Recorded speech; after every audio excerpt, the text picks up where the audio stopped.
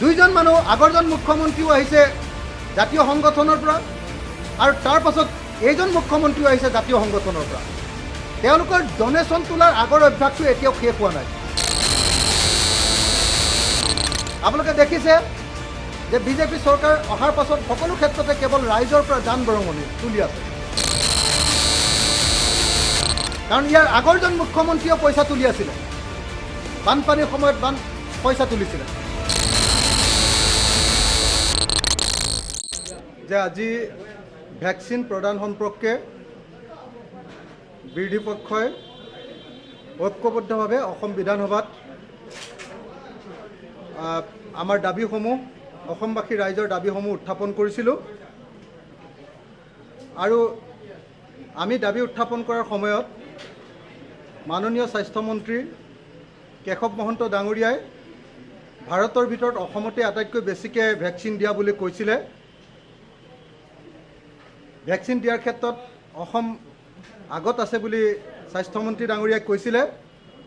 কিন্তু আমাৰ ৰাইজৰ দলৰ যিটো ৰিচাৰ্চ টিম আছে, এই আমাৰ টিমে তৈয়াৰ কৰা যি প্ৰতিবেদন, সেই প্ৰতিবেদনত কিন্তু এনেকুৱা কোনো তথ্য আমি প্ৰকাশ পোৱা দেখা নাই।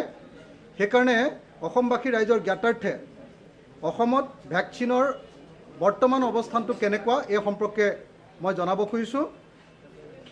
আমাৰ ৰাইজৰ দলৰ প্ৰথম আৰু প্ৰধান দাবীটো হ'ল যে অহা 15 আগষ্টৰ ভিতৰত অসমত ভেকচিন দিয়াৰ কাম শেষ কৰিব লাগে।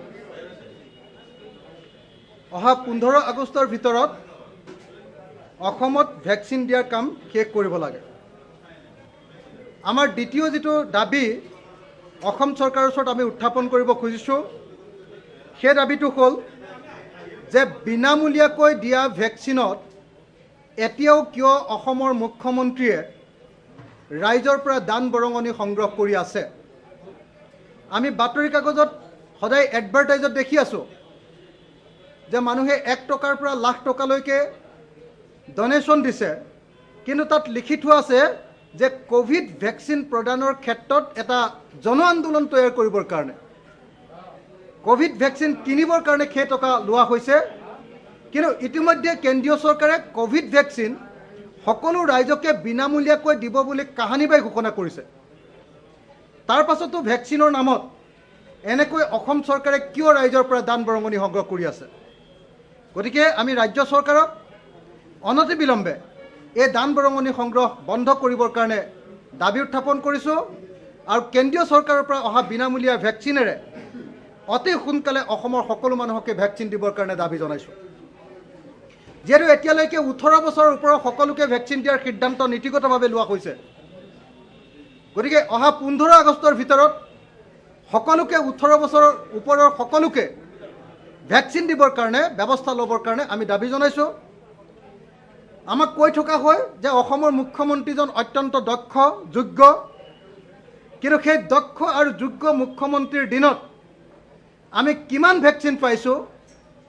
স্বাস্থ্যমন্ত্ৰীজন যথেষ্ট সক্ৰিয় বুলি কোৱা হয়, কিন্তু তেওঁৰ দিনত কিমান ভেকচিন পাইছোঁ, এই গোটেই কথাখিনি আজি আমি আপোনালোকক তথ্য সহকাৰে জনাব খুজিছোঁ। অসমত প্ৰথম ভেকচিন দিয়া কাম আৰম্ভ হৈছিল 16 জানুৱাৰী 2021 তাৰিখৰ দিনা। আজিলৈকে 16 জানুৱাৰী 2021 তাৰিখৰ পৰা 181 দিনত সৰ্বমুঠ প্ৰথম পালি ভেকচিন দিয়া হৈছে 70,74,195 জনক। সমস্ত জনতাক এই গতিত যদি ভেকচিন দিবলৈ হয়, প্ৰথম পালি ভেকচিন দিবৰ কাৰণে সমগ্ৰ জনতা ধৰিছোঁ দেই, ইয়াত অকল 18 বছৰ ধৰা নাই, আমি সমগ্ৰ অসমৰ জনতাক যদি ভেকচিন দিবলৈ হয় তেতিয়াহ'লে এই গতিত ভেকচিন দিবলৈ সময় লাগিব 689 দিন, অৰ্থাৎ 1 বছৰ 9 মাহ সময়। 1 বছৰ 9 মাহৰ পাছতে বৰ্তমান গতিত ভেকচিন দি থাকিলে অসমৰ সকলো জনতাকে, সকলো ৰাইজকে প্ৰথম পালি ভেকচিন দিয়াটো সম্ভৱপৰ কৰি উঠিব। দ্বিতীয় পালি ভেকচিন দিয়া আৰম্ভ হৈছিল 13 ফেব্ৰুৱাৰী 2021 তাৰিখৰ পৰা। 13 ফেব্ৰুৱাৰী 2021 তাৰিখৰ পৰা আজিৰ দিনটোলৈকে সৰ্বমুঠ দিন হৈছে 153 দিন, আৰু এই 153 দিনত সৰ্বমুঠ দ্বিতীয় পালি ভেকচিন দিয়া হৈছে 14,77,654 জন মানুহক। মুঠ জনসংখ্যাৰ সকলোকে এনেকৈ যদি ভেকচিন দিবলৈ হয়, এইটো হাৰত যদি ভেকচিন দিবলৈ হয়, তেতিয়াহ'লে সময় লাগিব ৩,৩৬৮ দিন, অৰ্থাৎ ৩ বছৰ ৩ মাহৰ পাছতহে অসমৰ সকলো জনতাকে দ্বিতীয় পালি ভেকচিন দি শেষ কৰাটো সম্ভৱপৰ হ'ব। অসমত এতিয়ালৈকে ৭০,৭৪,১৯৫ পালি ভেকচিন প্ৰথম পালি দিয়া হৈছে আৰু দ্বিতীয় পালি ভেকচিন দিয়া হৈছে ১৪,৭০,৬৩৬ জন লোকক আৰু দুই পালি লগালে সৰ্বমুঠ এতিয়ালৈকে ভেকচিন দিয়া হৈছে ৮৫,৪৪,৮৩১ পালি। প্ৰথম পালি ভেকচিন দিয়াত ভাৰতৰ ৩৭খন ৰাজ্য আৰু কেন্দ্ৰীয় শাসিত অঞ্চলৰ মুঠ জনসংখ্যাৰ ভিত্তিত যদি ভেকচিন গ্ৰহণ কৰাৰ শতাংশ হিচাপ লওঁ, তেতিয়াহ'লে অসমত প্ৰথম পালি ভেকচিন প্ৰদানৰ ক্ষেত্ৰত ভাৰতৰ ৩৭খন ৰাজ্যৰ ক্ষেত্ৰত অসমৰ স্থানটো হ'ল ৩২।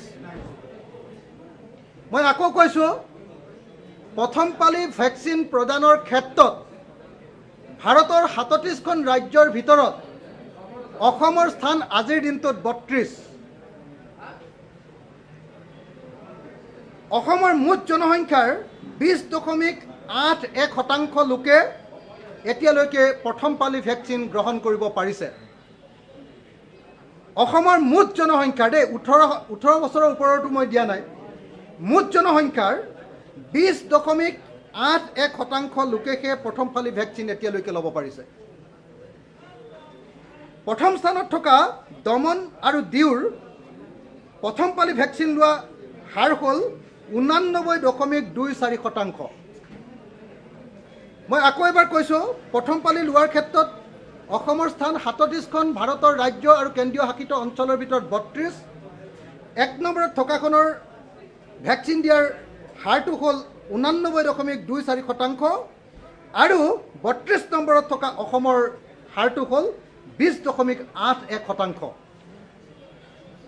দ্বিতীয় পালি ভেকচিন প্ৰদানৰ ক্ষেত্ৰত অসমৰ স্থান ৩৭খন ভাৰতৰ ৰাজ্য আৰু কেন্দ্ৰীয় শাসিত অঞ্চলৰ ভিতৰত অসমৰ স্থান ৩১। অসমৰ মুঠ জনসংখ্যাৰ ৪.৩৩% মানুহকহে কেৱল দ্বিতীয় পালি ভেকচিন দিয়া হৈছে। প্ৰথম স্থানত থকা লাডাখৰ মুঠ জনসংখ্যাৰ ২১.৩৬% ভেকচিন দিয়া হৈছে। গড় হিচাপত দুই পালি ভেকচিন প্ৰদানৰ ফালৰ পৰা অসমৰ স্থান ৩৩।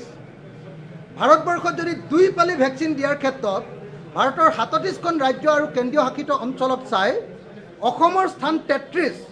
অসমৰ মুঠ ভেকচিন প্ৰদানৰ হাৰ ১২.৫৭% আৰু আটাইতকৈ বেছি ভেকচিন দিয়া দমন আৰু দিউৰ এই শতাংশটো হ'ল ৫১.৪২%। মন্ত্ৰী কেশৱ মহন্ত ডাঙৰীয়াই অন্য এটা ৰাজ্যতকৈ অসমে বেছি ভেকচিন লাভ কৰিছে বুলি কোৱা কথাটো সেইকাৰণে মিছা। এইটো অসত্য তথ্য। মই দেখুৱালোঁ যে ভাৰতবৰ্ষৰ ৩৭খন ৰাজ্যৰ ভিতৰত গড় হিচাপত দুই পালি ভেকচিন দিয়াৰ ক্ষেত্ৰত অসমৰ স্থান ৩৩ নম্বৰতে আছে। ভেকচিন লাভৰ ক্ষেত্ৰত বা দিয়াৰ ক্ষেত্ৰত ৩৩ নম্বৰতে আছে।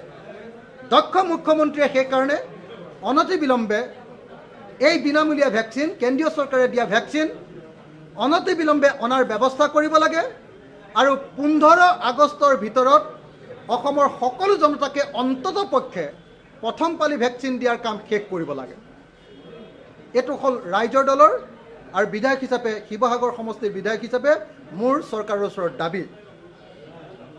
দ্বিতীয় দাবীটো হ'ল যে চৰকাৰে ইমান দিন ধৰি যি ধৰণে ভেকচিনৰ নামত টকা তুলি আছে, ডনেশ্যন তুলি আছে, আপোনালোকে দেখিছে যে বিজেপি চৰকাৰ অহাৰ পাছত সকলো ক্ষেত্ৰতে কেৱল ৰাইজৰ পৰা দান বৰঙণি তুলি আছে। কাৰণ ইয়াৰ আগৰজন মুখ্যমন্ত্ৰীয়েও পইচা তুলি আছিলে, বানপানীৰ সময়ত পইচা তুলিছিলে। দুইজন মানুহ, আগৰজন মুখ্যমন্ত্ৰীও আহিছে জাতীয় সংগঠনৰ পৰা আৰু তাৰ পাছত এইজন মুখ্যমন্ত্ৰীও আহিছে জাতীয় সংগঠনৰ পৰা। তেওঁলোকৰ ডনেশ্যন তোলাৰ আগৰ অভ্যাসটো এতিয়াও শেষ হোৱা নাই। এতিয়া দেখা গৈছে যে মুখ্যমন্ত্ৰী হিচাপেও তেওঁলোকে ডনেশ্যন তুলি আছে। গতিকে এতিয়া যিহেতু বিনামূলীয়া ভেকচিন আৰু ভেকচিনৰ কাৰণে পইচা খৰচ কৰাৰ কোনো প্ৰয়োজন নাই ৰাজ্য চৰকাৰে, গতিকে অনতিবিলম্বে ভেকচিনৰ নামত তুলি থকা ডনেশ্যন বন্ধ কৰিব লাগে, এই দাবী আমি উত্থাপন কৰিছোঁ আৰু ১৫ আগষ্টৰ ভিতৰত ভেকচিন প্ৰদানৰ কাম শেষ কৰিবলৈ অন্ততপক্ষে প্ৰথম পালি দিয়াৰ কাম শেষ কৰিবৰ কাৰণে আমি দাবী উত্থাপন কৰিছোঁ। ধন্যবাদ।